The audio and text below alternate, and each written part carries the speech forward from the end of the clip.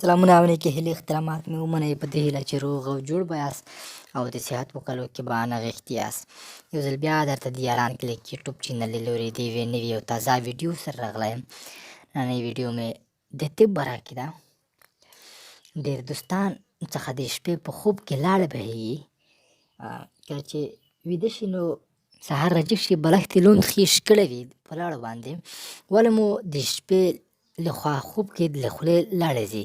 د شپې لخوا خوب کې له خولې لاړې تلل د اندېښنې وړ ستونزه او په عام ډول د شرم خبره بلل کېږي، خو څېړونکي د دغې ستونزې حل کشف کړی دی.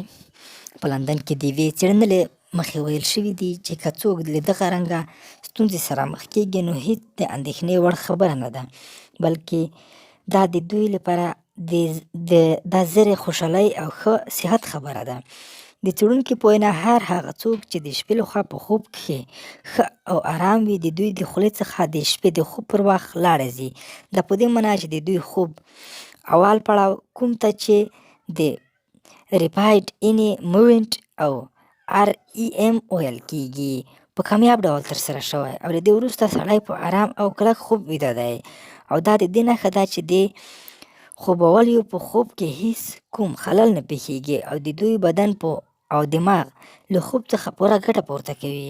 همدا ډول له بله اړخه څېړونکي زیاتوي چې که چاته دا ډول پېښه هیڅ په مخ نه ورځي او یا ورسره په خوب کې داسې کله نه وي شوي، له ده څخه څرګندېږي چې د دوی په خوب کې څه نه څه ستونزه شته.